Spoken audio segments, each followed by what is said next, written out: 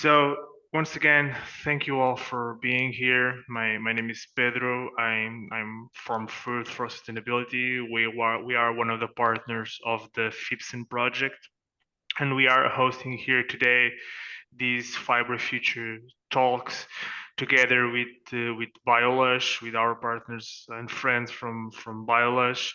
In this case, we have here Milika and Miliana from Innocence.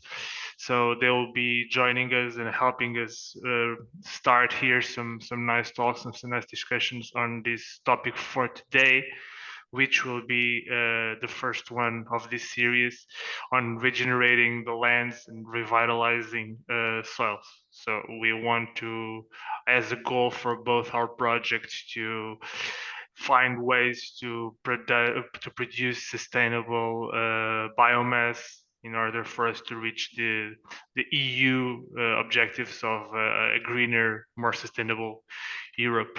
So without further ado, I will just pass you on to Milika, as she has some nice activities and some nice questions to you. So Milika, please, the floor is yours. Feel free to share your presentation. Thank you so much, Pedro. So, for the ones who don't know me and maybe weren't on our first session, my name is Milica. I am a Dissemination, Communication, and Exploitation Manager for the Bio-LUSH project. And today I'm gonna, first of all, share my screen.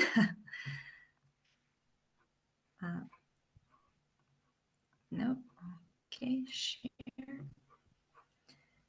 Could you please tell me just if you can see the full screen or the presentation mode, or it's not in the presentation mode? It's not in the presentation mode. Okay. Then I will need to share it like entire screen.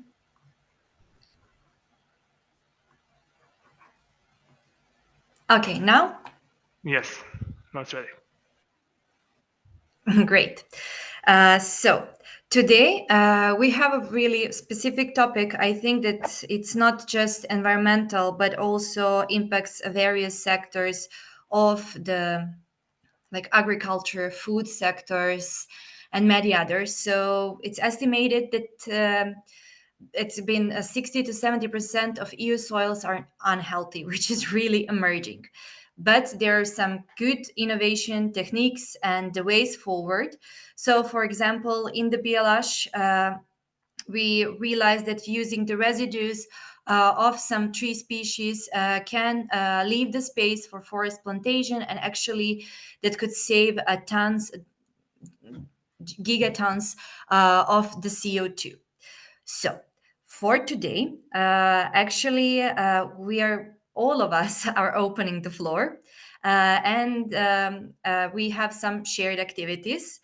We will have three main questions, which is to identify degraded land, suggest the biomass solution, or actually the cropping solution, or whatever you are familiar with, and explore challenges and opportunities in about this team. So my colleague Miljana will now share the link in the chat. Yeah. Yes. Link is in the chat. I would like kindly all of you to enter the link.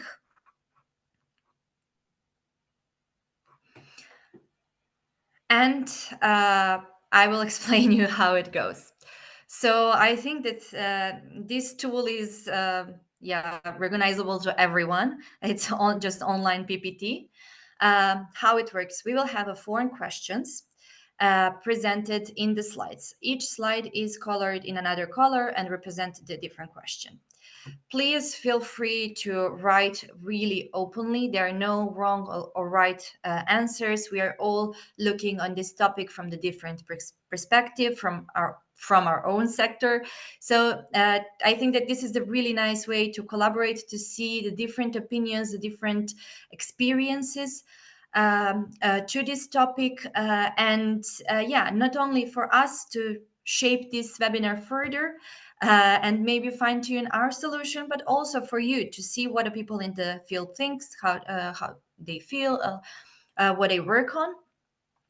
So you can move through the questions by just selecting the slide. Don't worry if there is not enough sticky notes. Please feel free to double the slide, or my colleague Milena or Nevena will do so if they see that it's filled out.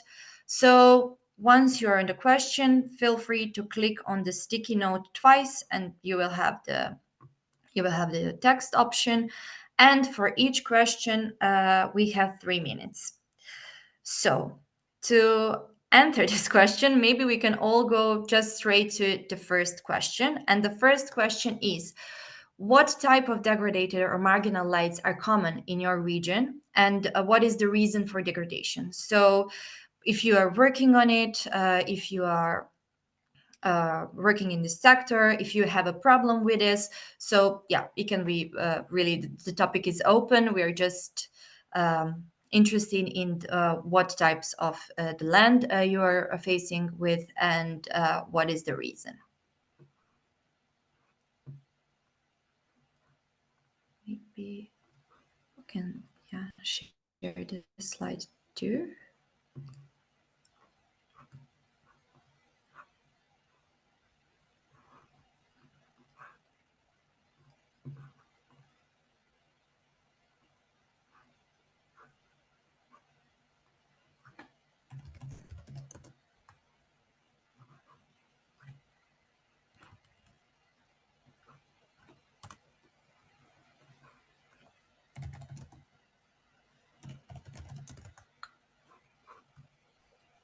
Hi, sorry. Can I? I'm on the phone, so I'm not able to see to write on the. I was trying to put the app on my phone. Can I just try to change to the computer and go out of the meeting and go back again? It's okay. Yes, of Yeah? course we will. Yeah, of course we will admit. Of Okay, course. thank Or you. So maybe if you want, Philip, if you want to just write here your answer on the chat on Zoom, if you want, we can just copy paste your answer there, so it doesn't you don't have to bother about it. okay, because I was trying to put the app on my phone now at the same time, but I'm not able to do this. Is whatever it's more comfortable to you. If you don't want to bother about installing the app, if you just want to answer in here in the session chat, we will just copy paste your answer there. Okay, thank you.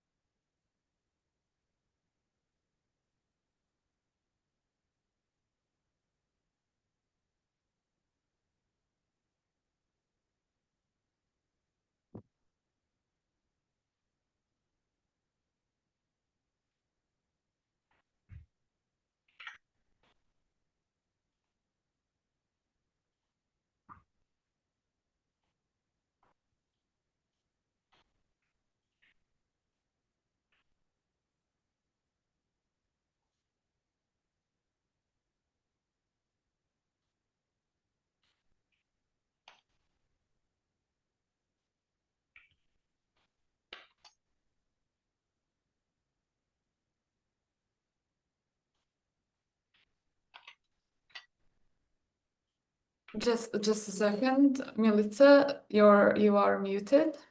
Yep.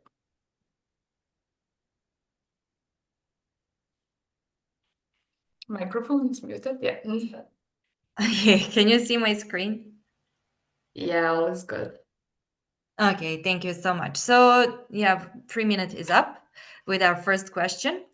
It's just the summarization, and I think that we also summarize this in our sticky notes. Um, but what is the situation in Europe? So 35% of European arable land and 25%, 27% of agricultural land is affected by at least one degradation process. And over 10% faces four or more simultaneous threats, such as erosion, nutrient loss, soil compaction, chemical contamination. So it's really important in the when we are facing the challenges, so to really map what are the things that we are facing with to find the solution. There are other data that says that about one third of soil no longer available for food production. So in Bio-LUSH, we found that recent estimates suggest that 43 millions of hectares of marginal land in Europe are underutilized, and we noticed that maybe some of the standard crops cannot grow on these, but crops such as the poplar, for example, could be a really good choice to restore these lands and to revitalize them. So, what are the main challenges? I think that also these were mentioned on the sticky notes, such as the soil is drained, a lot of monoculture, a lot of years and years, and then we start noticing that there is the plants are not so good anymore. So what is happening? Like the soil starts to push back, if we can say that. So we need more time on the field. It's more labor. It's more costs. Of course, the climate change is changing, so also it's hard to adapt to those. So maybe we need more education in this field. And the usually crop rotation is usual choice in these, but it requires more planning and often puts a financial strains on farmers. So maybe after this, we can go to our next question actually. And our next question is, sorry. What kind of the biomass crop or cultivation practices could help regenerate these lands? So, are you working on some of these? Are you familiar with some of these? Yeah, we would like if you could share with us.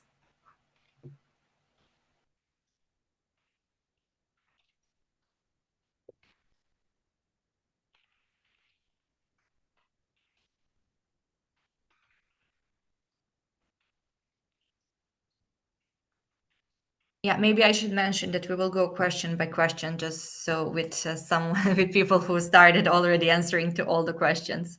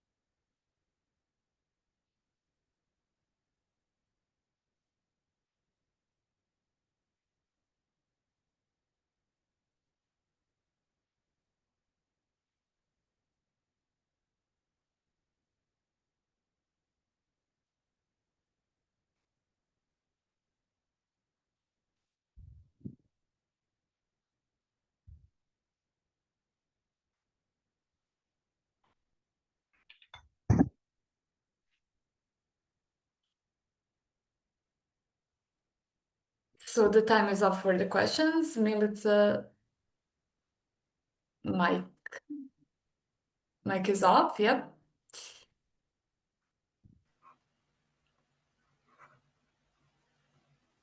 Okay, can you hear me now? Yeah. Okay, so we saw some of your suggestions, and yeah, we wanted to give you some of ours. And the reason why we are working with the biomass in our project, such as poplar, nettle, and hemp. So we noticed that poplar can grow on marginal and even contaminated soils. Through the biorefining, it can produce dissolving pulp for textiles, helping to reduce the cotton use and freeing land for the food. On the other hand, the nettle grows in the nutrient poor and also even metal contaminated soils. It now being tested as a fiber source for composites, textiles, and even the peat alternative in horticulture.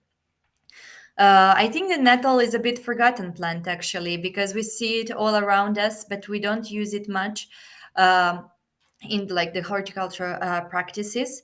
And actually, the nettle is good for the agroforestry. It can yield up the potential about 11.4 ton per hectare for integration into as an alley crop in the as an alley cropping system. And nettle was used back in time when there was the cotton shortage. Actually, in Europe, nettle was the main source of fibers, but somehow we, again, went towards the cotton. And hemp is resistant to droughts and pests, prevents soil erosion, and helps with the less water demand. So the question three leads us to maybe why we don't use these more, and what are some common challenges and opportunities in the using the biomass to regenerate land. So maybe we can all go now to the question three and see what is your opinion in this.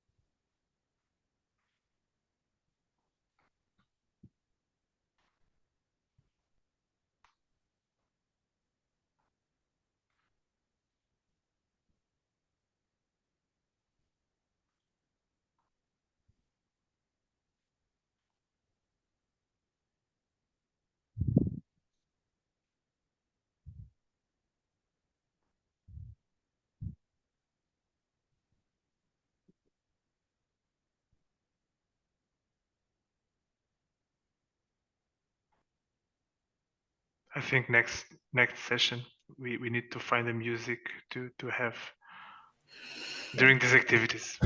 Yes. Yes, would be good.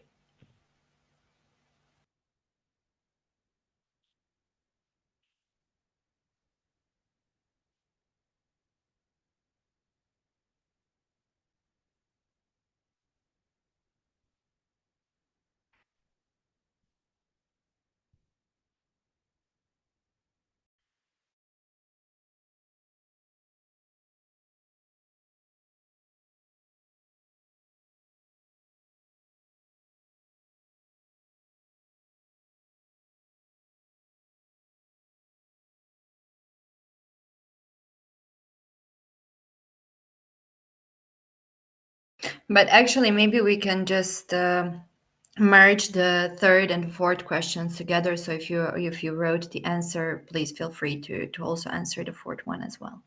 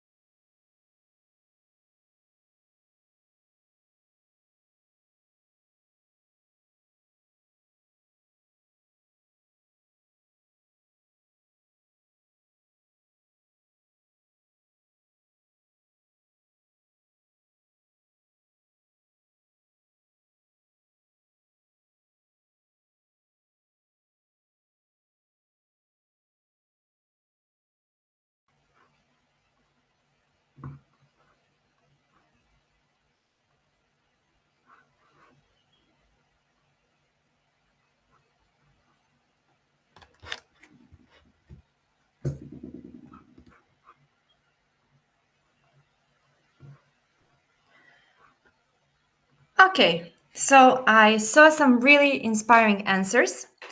And I think, Pedro, that we also have some really good push for the next sessions, or maybe some next collaborative activities and way to go, like which direction. So some of the common barriers I saw, and it's really good point that sometimes it's cheaper because this is the specific niche, for example, for textiles. So sometimes it's not sometimes, but it's still a bit cheaper to go to the different fiber sources. Which, yeah, it's actually some of the common barriers, but also the lack of awareness or demonstration sites where people can see uh, how it's grown. Does it grow fast, slow? How many years you need till you get some money back, for example, and what is the sector to go into? So the business planning also is really big part of this. Um, Sometimes the people are not aware and low market value of biomass, but does it really need to always be a low market value? and some regulatory uncertainties, of course. So, what are the opportunities? Well, the EU is really pushing for a peat-free horticulture and regenerative land use. Programs like EU Soil Mission and the Green Deal aims to ensure the 75% of EU soils are healthy. Bio-based innovations such as FIBSUN and Bio-LUSH are also ones who are focusing and interacting with the people, with the community to see what are the problems and how we can also fine tune our solution to go more uh, deeper into this topic and really give the meaningful results. So why biomass? I think that also people are not really aware where biomass can be the resource, like I said, not only textile production but also edible packaging, printable 3D composites are just one of the few options where the biomass and the biofiber production can direction that they can go to. Um, and and also that there are also opportunities to grow biomass and to valorize it nearer to where it's grown, which is really big part of it. And yeah, in the projects such as Bio-LUSH, we're also really focused on the residues, so the parts of the biomass that are not used for some other sectors. For this reason, just shortly on our website, we have now the Bio-LUSH for farmers and biomass producers web page. So feel free to check it out. There are all of our resources we have. And yeah, of course, I think this is the same for FibSun. If someone is more interested into something specific regarding our projects and how you can implement some of our practices, how you can collaborate, contribute to our projects, we encourage you to contact us, and we can always manage to have the dialogue and one-on-one like dialogue specified to your inquiry. Who are the partners in our project who are collaborating with biomass producers and can offer also the biomass for the piloting and test and demonstration sites are Stockholm University, FCBI, EMPA, and VTT. And yes, that's all from my side for today. Thank you so much for your attention. And don't worry, we'll summarize your feedback, and soon you will possibly receive it on your email. So thank you very much, Melek. It was a very insightful session. I think that having these opportunities to write down some of these ideas and some of these topics always help us all to understand what we are talking about. So instead of just listening other people talk about these subjects, so that we use our own heads to think about the problems as well. Also opens up our possibilities to receive new information. And I think that the one that we'll be receiving from Margarida next, I think it will be very insightful for most of us. So without further ado, I will reshare again just so that I can present to you our next speaker. That will be Margarida Palma. Margarida is my colleague here. Is in Food4Sustainability. She holds a PhD degree in microbiology. She was a scientific researcher for over 15 years in the field of functional genomics, molecular and cellular biology, and physiology of yeasts, with a role in food and industrial biotechnology. She has additional training in organic agriculture, integrated agricultural systems, sustainable agriculture, agricultural business management, and apiculture. Margarida joined the F4S team in January 2023, where she's now the technical and scientific director, coordinating our competitive funding applications and assisting all the project managers in the execution of several activities in the fields of regenerative agriculture, soil health, soil biodiversity, and valorization of side streams. She is also involved in other activities of the F4S Academy, assisting in the delivery and providing contents to schools, workshops, and capacity building programs. And today, here she'll be hosting this session, this topic on soil microbiome, a key to healthy soil. So, Margarida, the floor is yours. Please feel free to share your presentation with us, and we are all eager to listen to you. Okay, thank you, Pedro. Thank you very much for the kind invitation. I just sent here. I asked for permission to share. I think you received some. Yeah, it's granted. Okay. Okay, thank you. Well, let's do this. Oh.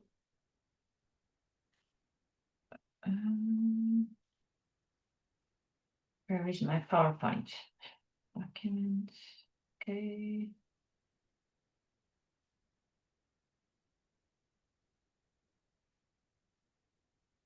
We should have tried this before.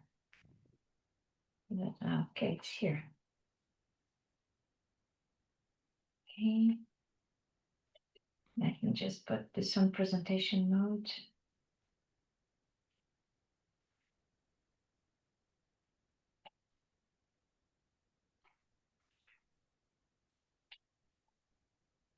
Okay, can you see this in presentation mode?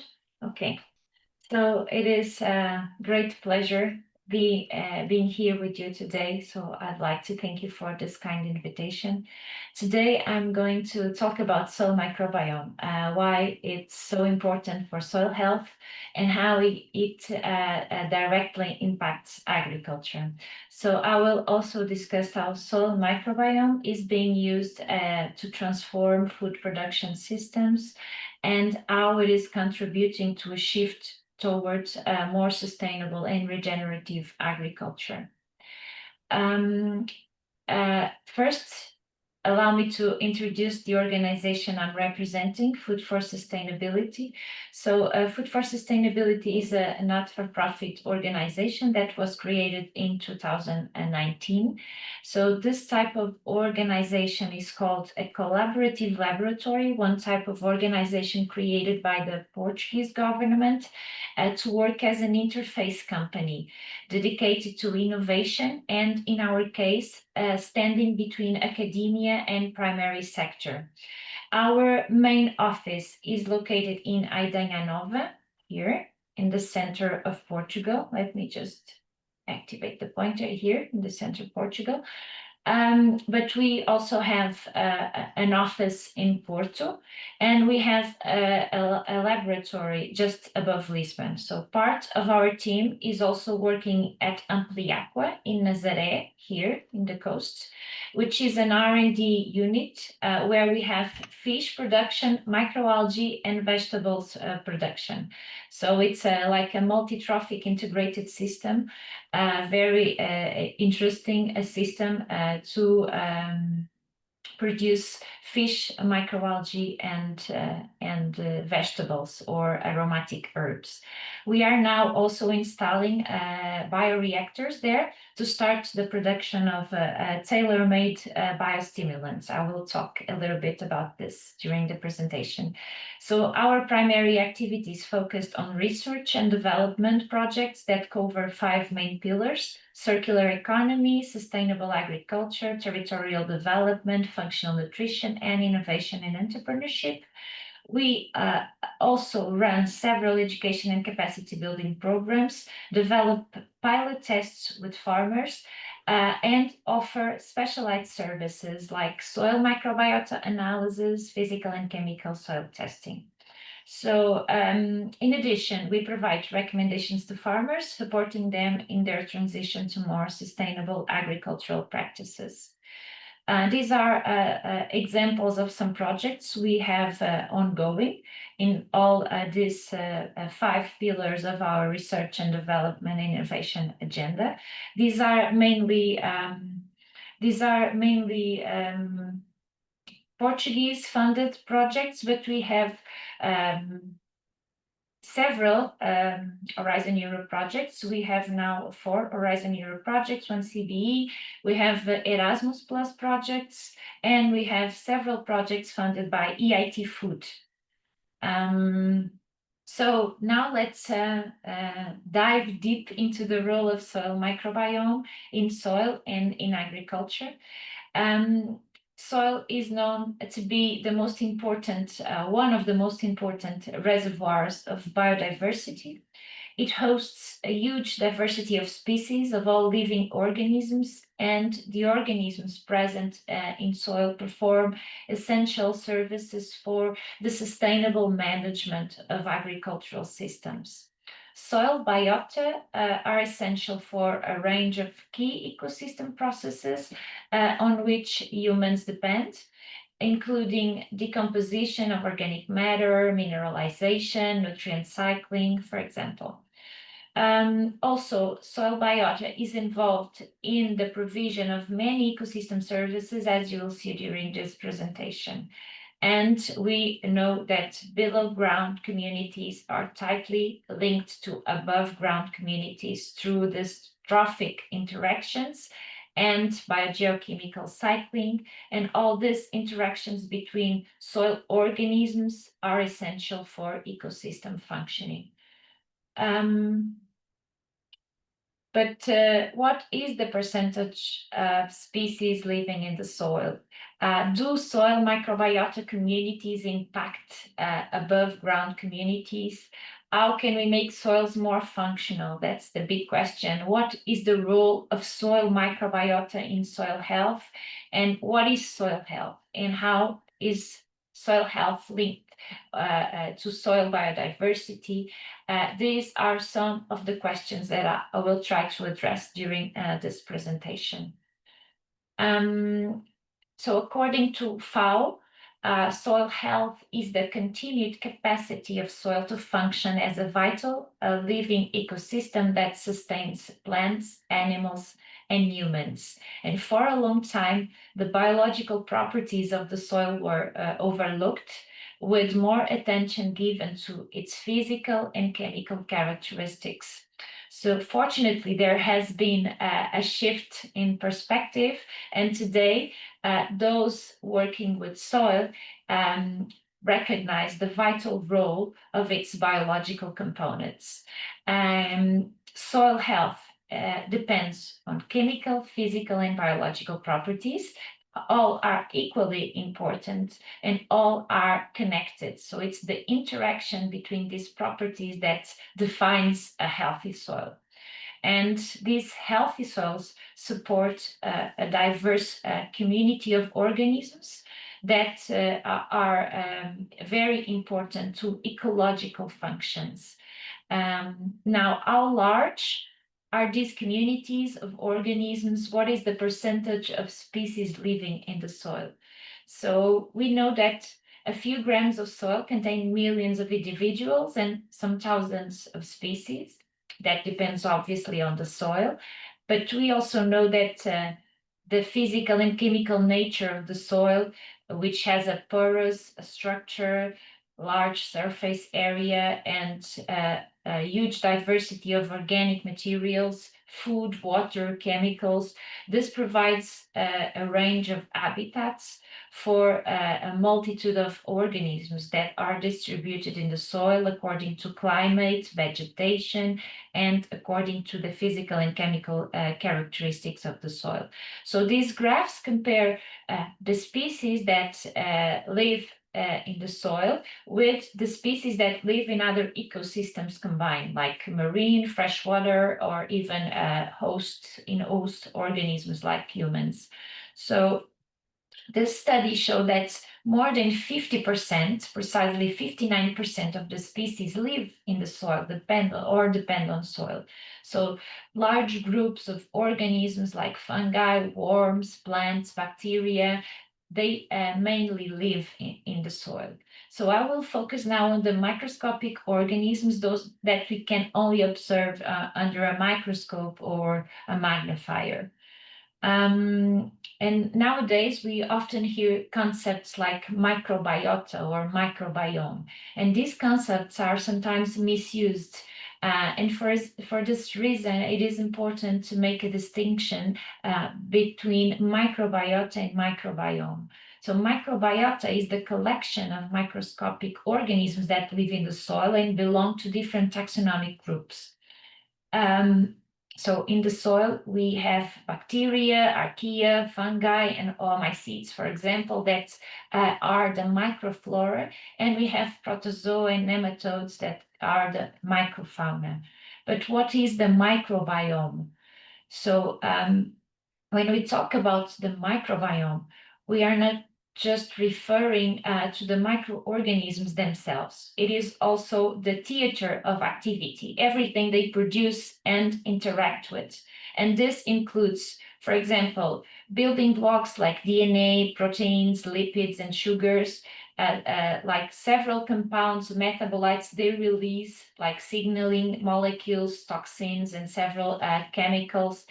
And even the molecules from a host, when we talk, for example, of a human host and the bacteria that live in our guts, or the surrounding environment. And all this is part of the microbiome. This also includes mobile genetic elements like viruses, phages, extracellular DNA, or even the DNA from microorganisms that are already dead.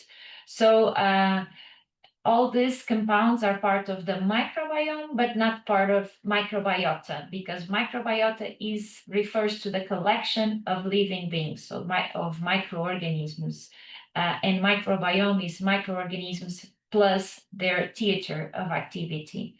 So soil microbiota is fundamental in the functioning of ecosystems, as you can see here in this picture. So they have diverse activities and they support several ecosystem services, like, for example, nutrient cycling.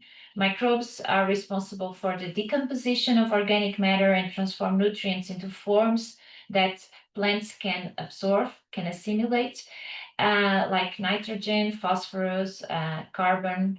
Also, they are involved in water cycle regulation. So certain microbes improve the soil structure and porosity, and this enhance water retention and infiltration. Also, they can be responsible or be involved in soil structure maintenance. So they contribute to the formation of soil aggregates, which are essential for aeration, root growth, and prevention of erosion. So soil aggregates are like the basic unit of soil structure. They can also be very important in biological control because they can suppress some plant pests and diseases by outcompeting or antagonizing harmful organisms. They can also be involved in atmospheric regulation because they can influence greenhouse gas fluxes, like emissions and sequestration of carbon dioxide, of methane, or nitrous oxide. They can also be involved in bioremediation because some microorganisms can break down some pollutants or xenobiotics, helping to clean contaminated soils. And these are examples, and by supporting all these functions, soil microorganisms are key allies in climate regulation, ecosystem resilience, sustainable agriculture. So to better understand the role of microorganisms in agriculture, in crop production, we need to look at the interactions between microorganisms and plants. And let's look at the rhizosphere. So the rhizosphere here represented, it's like the narrow zone of the soil surrounding the plant roots. And it's like a hot spot of microbial activity and complex interactions. And these relationships include mutualism. So in this case, both the plant and the microorganism benefit from the interaction. I will explain and give some examples after the slide. We can also have commensalism relationships where microorganisms benefit, but without affecting the plant. And in this case, for example, some bacteria can feed on root exudates without influencing plant health. This is, for example, the case of plant growth promoting bacteria or endophytic bacteria that live inside the plant. And we also have parasitism, where the microorganism benefits at the plant's expense. So pathogens like Fusarium can invade the root tissues, causing disease and reducing plant growth. This is an example. In this picture here, you have a nematode that is also like a parasite. It's a plant pathogen that invades the roots. And all these interactions shape plant health and ecosystem dynamics and are extremely relevant in the context of soil fertility. So at the level of the rhizosphere, a classic example of beneficial plant-bacteria interaction is the symbiosis between leguminous plants and Rhizobium bacteria. So these bacteria infect the plant roots and form specialized structures, these nodules, where they convert the atmospheric nitrogen into ammonia, which is a form that the plant can use. And this is the nitrogen fixation, biological nitrogen fixation. So in return, the plant supplies the bacteria with carbohydrates from the photosynthesis and with the protective environment. So this mutualistic relationship is very important for soil fertility and reduces plant growth, stress tolerance, increases tolerance to stress, and also contributes to soil health. We also have here another example of a microorganism plant interaction that are the arbuscular mycorrhizal fungi, which forms a mutualistic relationship with the roots of several terrestrial plants. And in this case, the fungi colonizes the root cells, forming these structures called the arbuscules. This is where nutrient exchange occurs. So this kind of mycorrhizal, the arbuscular mycorrhizal fungi, improve the plant uptake of water and essential nutrients, like phosphorus, which is a macronutrient with very low mobility in the soil. So mycorrhizal fungi are very important in phosphorus assimilation. And like in other symbiosis, the plant provides the fungi with carbohydrates that are produced in photosynthesis. So this kind of relationship between the fungi and the plant increases plant growth and also plant tolerance to stress, and also increases soil health. We have other fungi that live inside the plant tissue, mainly leaves, stems, roots, without causing any harm. So these fungi also contribute to plant growth and to increase tolerance to stress like drought or heat. And it also increases resistance to pathogens. And the same happens here, so the fungi receive nutrients from the plant. So these endophytes They can play a key role in plant health and ecosystem resilience, but some endophytic fungi can become pathogenic under certain conditions. And although many endophytes are beneficial, sorry, this has some animation. While some endophytic fungi are beneficial, there are others that can be pathogens, so they can harm the plant tissues and cause disease when the plant is stressed or the plant immune system is weakened.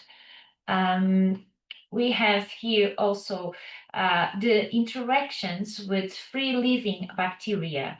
So contrary to symbiotic bacteria, these bacteria live free in the soil. They do not form specialized structures with the roots, but they contribute to, for example, nutrient cycling. We have the case of Azotobacter, Azospirillum, that help in nitrogen fixation also, and help also in phosphate solubilization because they produce organic acids that help to solubilize phosphorus. These bacteria are also involved in the production of plant growth promoting hormones like auxins. And they are also involved in the suppression of plant pathogens because they are able to produce some antibiotics that can help in the suppression of plant pathogens. In this picture, we have like Bacillus subtilis, which is a bacteria species that is widely recognized as a plant growth promoting bacteria that is involved in biocontrol against Fusarium, Rhizoctonia, Pythium, that also produces hormones like auxins and facilitates nutrient uptake and plant growth, and also is involved in triggering plants' immune system to better resist pathogen attacks. And this bacteria species is able to form spores, so it can survive in harsh environmental conditions and can be used effectively in bioformulations. So this is one of the species that is used as a biostimulant, a microbial biostimulant. We have also here another example of a nematodes. So nematodes are microscopic roundworms that are found in the soil, and their interaction with plant roots can range from neutral to highly harmful. And the most significant are plant parasitic nematodes like the meloidoigene, which invade root tissues and induce the formation of galls, disrupting water and nutrient uptake. But we have other types of nematodes and that are harmful to plants. The most famous is meloidoigene. But now how these interactions between microbes and plants occur. So in this example, we have plant-to microbe interactions, and plant roots secrete root exudates containing organic acids, sugars, amino acids, polyphenols, phytohormones that engage microbial populations in the soil. And the compounds released by the plants through the exudates, they alter the soil chemistry, the chemical composition of the soil, and provide some nutrient sources to microorganisms in the rhizosphere, creating like a selective environment for microbes that have evolved to colonize plant roots.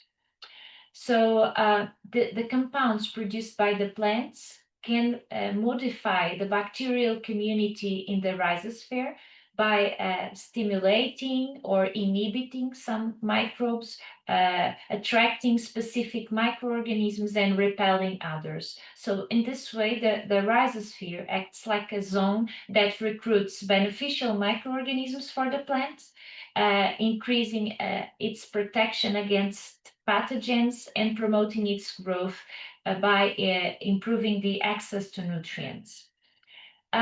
So in this case, in the bee case, we have also root root interactions. So plants don't just interact with the soil, they also communicate with each other, and neighboring plants can form beneficial relationships or compete for resources with other plants. This happens through the release of the root exudates or other compounds like chemicals or volatile organic compounds. And in C, we have the microbe to plant interaction. And in this case, the beneficial microbes can help the plants by making nutrients available. This is the case of, for example, some metals, because bacteria can produce some compounds that help some metals to be assimilated by the plant. Bacteria can also produce some phytohormones like indole acetic acid and release some antibiotics to protect the plant from the harmful pathogens. So we have here interactions, plant to microbe interactions and microbe to plant interactions. So you can imagine that the rhizosphere is a very dynamic region in the soil. But if we move from the rhizosphere environment, we can find in the soil like a complex network of ecological interactions among different organisms, like it's the soil food web. And it's important to understand the relationships between all these organisms and their ecological functions. Here we have a simplified soil food web illustrating some of the key groups of soil biota, like fungi and bacteria are here at the basis of the food web, illustrating some of the key groups of soil biota. Here we have the microbial feeders, and these feed on fungi and bacteria. And can be like protists, protozoa, or fungal feeding nematodes, but can also be like mites and springtails that influence the soil processes by moderating the microbial biomass and the microbial activity in the soil. We also have parasites, like plant parasites, like nematodes, and we have other organisms like isopods, earthworms, and microarthropods that are like litter transformers that help to fragment and incorporate biomass in the soil horizon and help in the decomposition of organic matter. So I can imagine like real life soil food webs, substantially more complex and including many other groups of soil fauna and flora, but this one illustrates how this food web can be complex and how these microorganisms and also other bigger organisms can interact with each other and contribute to the ecological functions in the soil.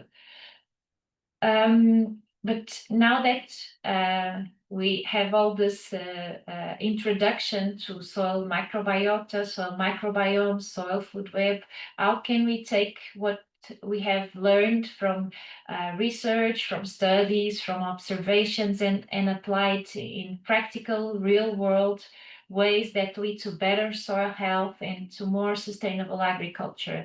How can we make our soils more functional?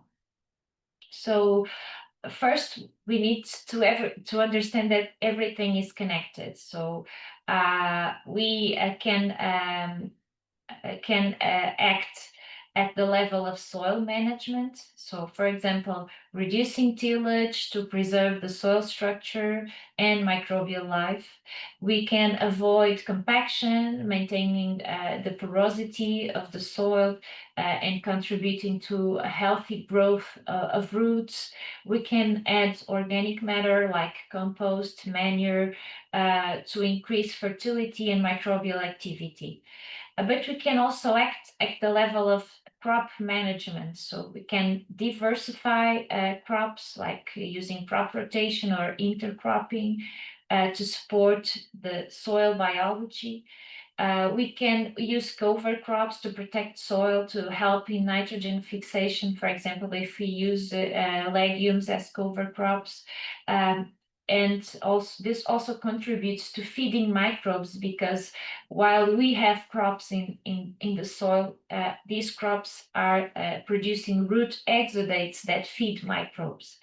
And we can also, for example, select different plants that have different root systems to improve soil structure and decompact soil in cases where the soil is really compacted. We can also act at the level of water management, for example, optimizing irrigation to avoid waterlogging or drought stress. We can use practices that increase water infiltration and retention, and reducing tillage is one of the practices that increase water infiltration. And also increasing organic matter. It's very important to retain water in the soil. We can also act at the level of the landscape. So we can control the erosion using vegetation cover, or selecting some edges to counter the farms. We can maintain some zones of natural vegetation to support the ecological balance, to increase biodiversity in our farm.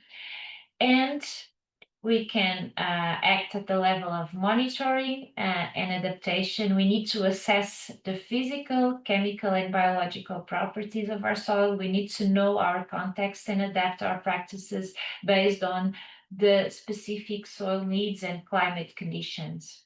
And we can act also at the level of microbial management. And this is something Food4Sustainability is very interested. And I will talk a little bit about the microbial management in the next slides. So what can we do? So first of all, we need to identify soil microbiota and assess its functionality. After, we can work on some inoculants, for example, mycorrhizal fungi, rhizobium, and that depends on soil needs. And we can also do this, but we need to be careful about the regulations on the application of specific microbes to the soil.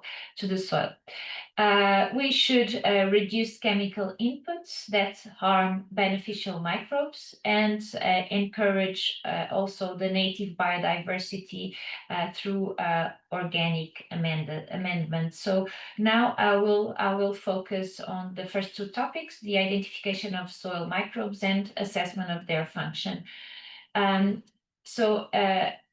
We need to analyze the microbial communities present in the soil to understand our soil.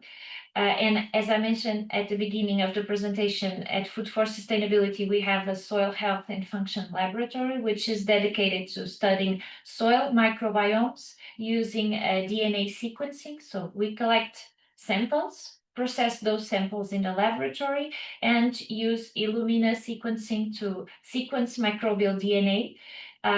Followed by bioinformatic analysis to identify the microbial taxa and predict soil functionality based on the microbial community composition.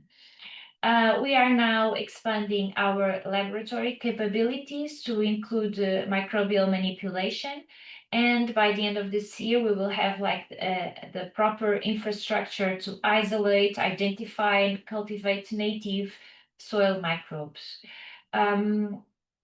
The activity of soil microbes can also be assessed through enzymatic analysis, which help us to predict the functional potential and metabolic activity of microbial communities in the soil. This is something we are working also, but at this very moment, we are dedicated to DNA sequencing of soil microbiota, although we are planning to expand our activities to the end of the year.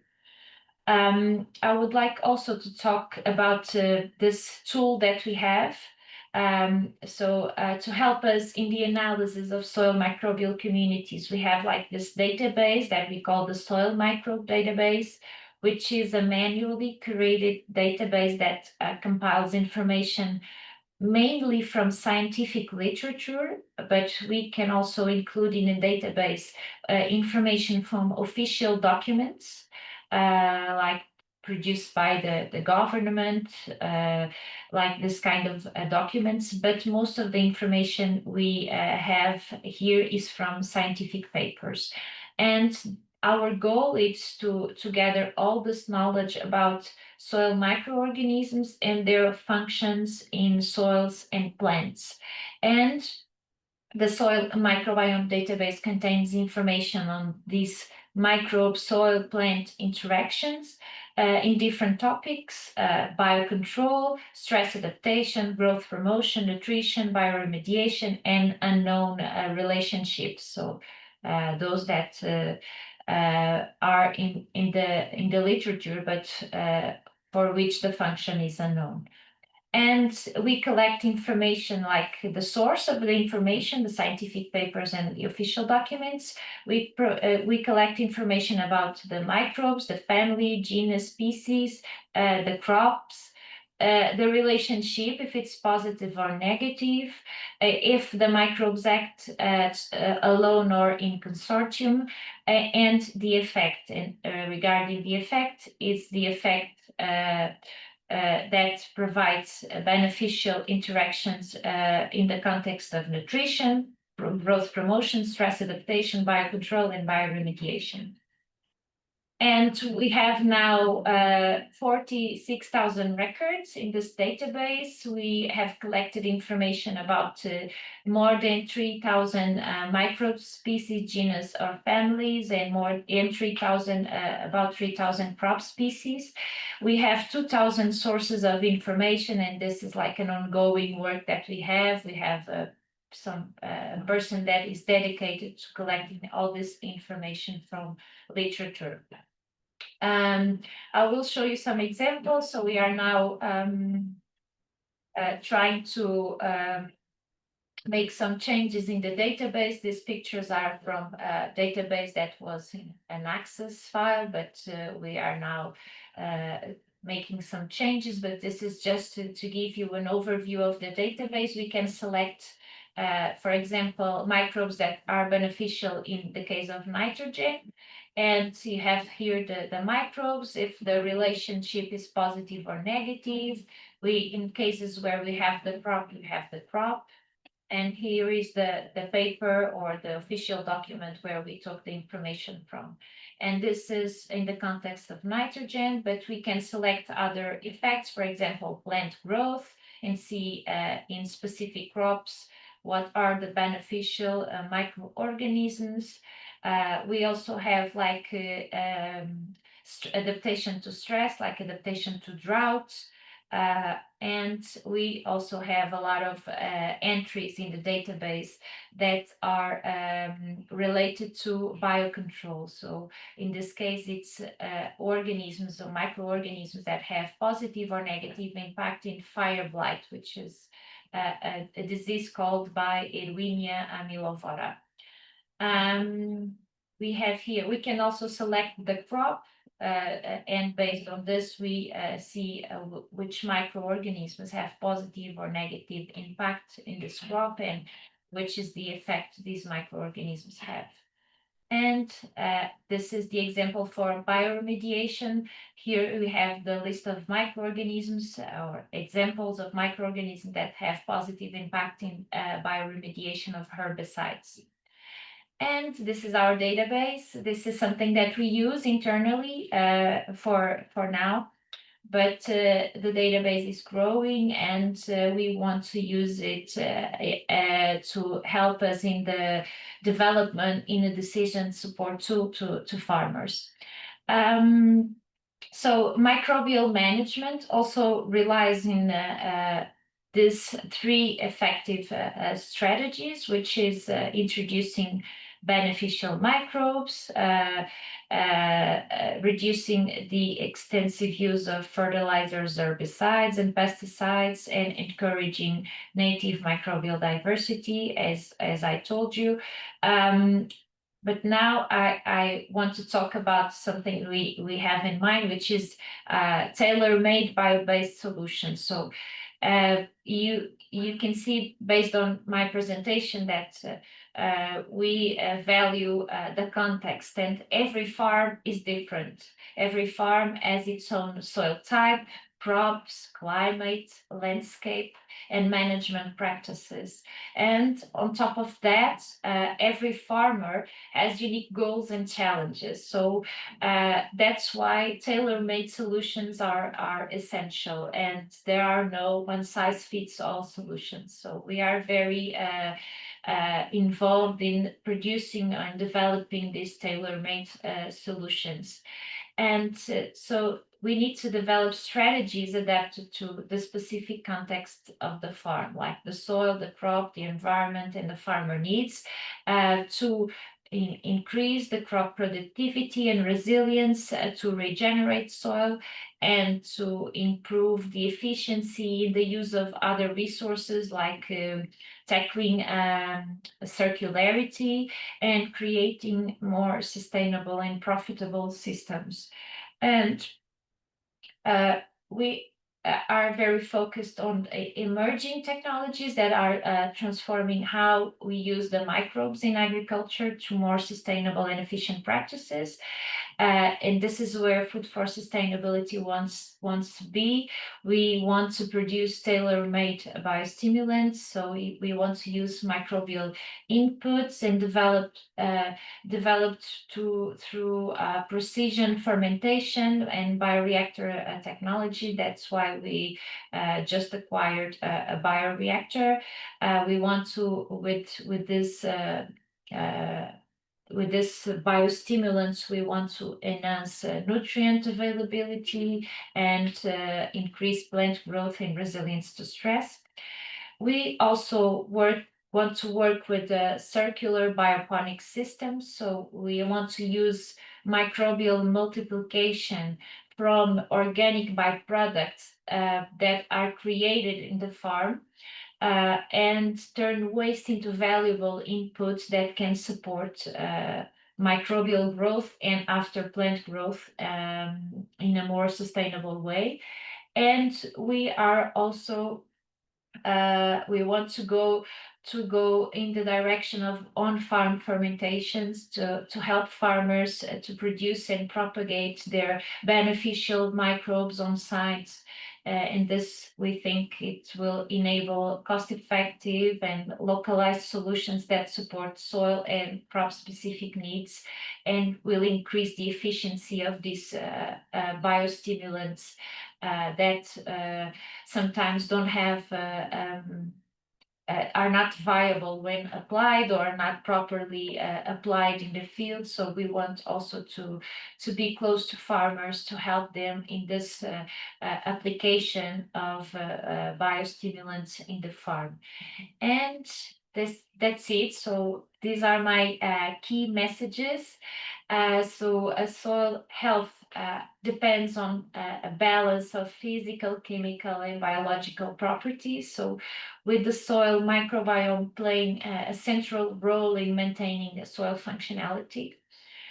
Soil microorganisms provide essential ecosystem services such as nutrient cycling, water retention, pest control, and also pollutants breakdown.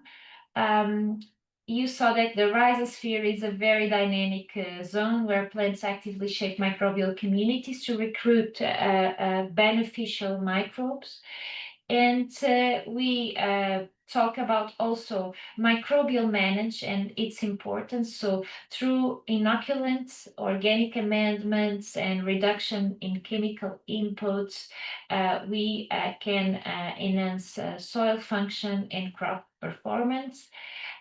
We are very focused also in tailor-made microbial solutions that can offer targeted crop-specific approaches to improve productivity and sustainability. And we are innovating in technologies like precision fermentation and on-farm microbial propagation and circular bioponic systems. So bio-based solutions to increase the productivity. And just this last message, like promoting native microbial diversity is also very important, and supporting these beneficial microbe interactions is key to building regenerative farming systems and building more resilient farming systems. So thank you very much for your attention. I'm open to questions. Thank you very much, Margarida. Everybody, please, if you have any questions that you want to make to Margarida, feel free just to open your mics and speak out loud. Or if you're shy and prefer to write down the questions on chat, that's okay as well. Hi, hello. Hello. Thank you so much to all. It was a huge surprise. When I subscribed this webinar, I didn't have a clear idea of the topic. So very interesting, all the topics that were addressed here today. Margarida, thank you so much for the information that you share. So I would like to discuss a lot of topics, but a very specific question regarding Fusarium. You have some data about Fusarium, Trichoderma asperellum, and Trichoderma arziano? I need to check because I don't know every data in the soil microbe database, but we have data on Fusarium, and we have a lot of data on Trichoderma species, arziano and asperellum. So I believe we have some data, but this data is this database is a compilation of data from the literature, and it's an ongoing work. So sometimes if it's not in the literature, we probably don't have it in the database, because this is based on scientific literature and official documents. But I'm pretty sure that we must have some data on Fusarium and Trichoderma asperellum and Trichoderma arziano, because we have a lot of entries regarding Trichoderma species. Okay, and if I understand well, this database that you build is not available for... Yes, it's not for no. us at the moment. Is a tool that we use to work on the functions of the microbes, to assess the microbial functionality. So we do the Illumina sequencing, and we have the list of microbes. So we have the microbiota in the soil, and based on this, we try to understand what is the function of the microbes in the soil. And this database is being used to help our services team that works in close contact with farmers, and is being used to provide those recommendations to farmers regarding these analyses that we do. And also, when we do microbiota analysis, we always do physical and chemical analysis. So we do like this integrated analysis, where we have all the data to provide the recommendations to farmers. Okay. I think for now this was my main question, but I will send the email later, or probably in the summer. You can reach out. Yeah. Okay, thank you so much. You're welcome. Yeah, always feel free to mail us here or directly at Margarida, and we'll be happy to answer all your questions and maybe find ways to work together on your individual projects. We are always open to talk and find new ways to find partnerships. So, any more questions for Margarida? We are eager to hear them.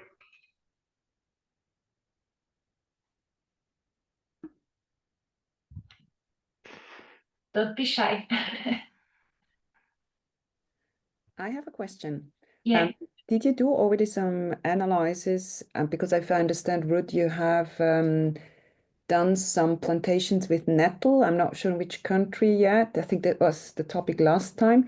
Did you do some research or analysis of this with nettles in connection with the project you're doing? Nettles? I'm sorry, Sorry, nettle. Urtiga. Urtiga. Nettle. We don't have projects in Urtiga. Nettle. We don't. No. No, we are having a project. Oh, The Bio-LUSH BioLush. project. Yes, Yes. BioLush is working with nettle, but I didn't understand the question because we don't work with biome. So yeah, we had some ideas in the past because the nettle, they really adapt very quick in different ambience.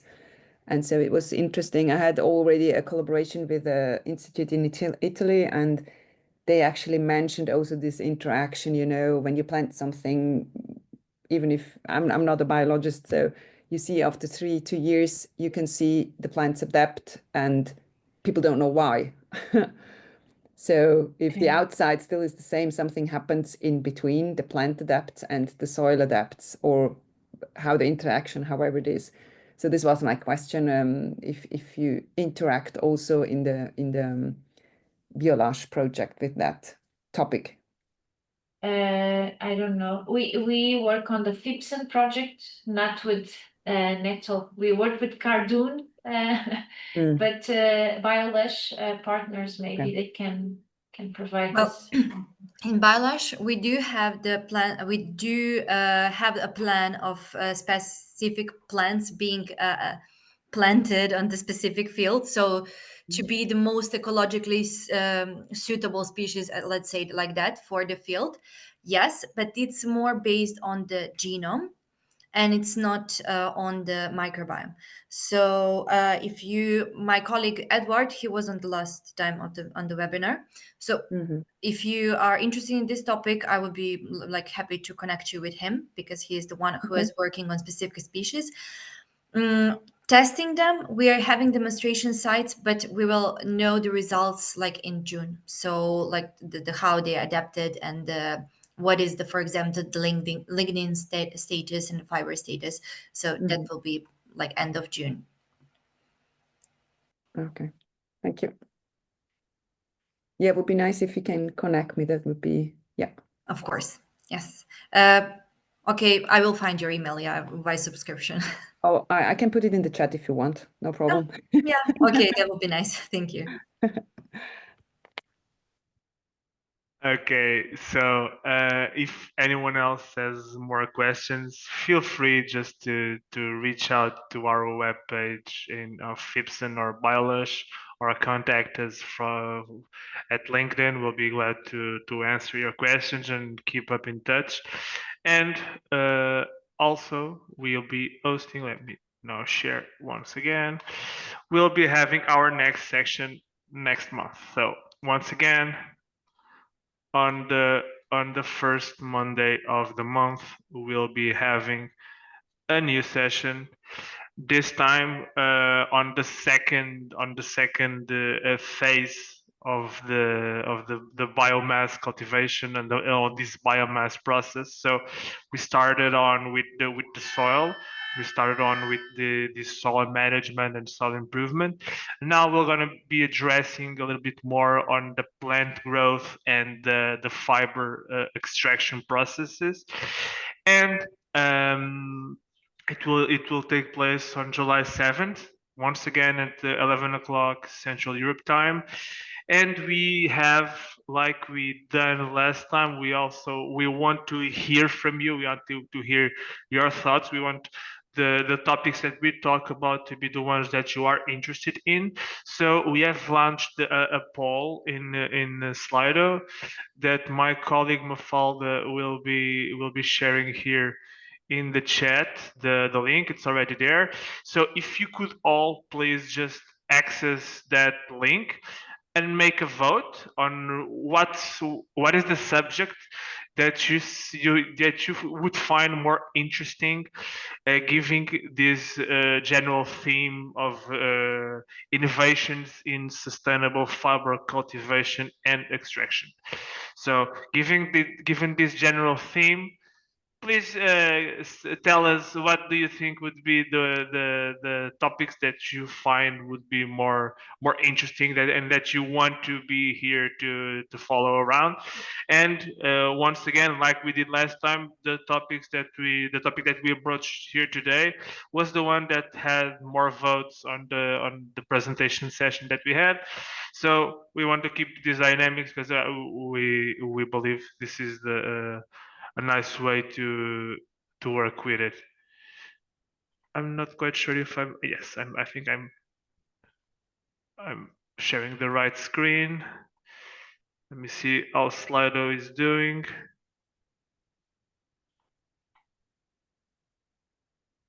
If I can find the correct.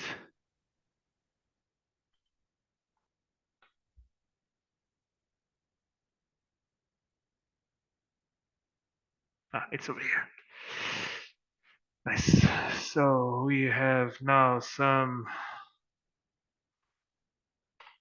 votings. So it's quite divided between all the topics. I would like to encourage you more to go on and vote. Only 5 people have already voted. There are 16 of us here, so let's try for everyone to keep here their opinions. It would be quite nice, and it's also a nice way to end up this session for today. So even though you might have not have voted yet, I'm gonna let this voting for you to enter, read it out carefully, think about your answers. And I just want to thank you all for being here once again. Thank you to Bio-LUSH for this great partnership that we are holding. This has been a great opportunity and a great experience to host this webinar series with you. Also, thank you very much to my colleague Margarida for this very interesting talk that she's given us. I think it was very insightful the way that microbiology and the microbiota has a very important role on soil regeneration, because if we don't have an healthy soil, we couldn't possibly have a recovered soil. So health should be the first step, or should be one of the first steps on this goal of regenerating soils. So it was very interesting, and I think everybody had the chance to learn something new today. So Milika, if you want to say goodbye as well to everybody. Yes, thank you so much for joining. I hope that you enjoyed it in our session. Of course, we're always open for feedback. And yeah, the Pedro, for the rest, I couldn't say it better than you. So yes, Oh, this is thank you all very from my much, guys. side. Hope to see you all again next month on the next session. Registrations will open very soon. We'll try to launch once again the registrations this week, probably on LinkedIn once again. Whenever you have the opportunity, please just sign up, and we'll see you again on the 7th of July. Okay. Thank you very much, guys. Bye bye. Bye. Thank you. Bye. Bye bye.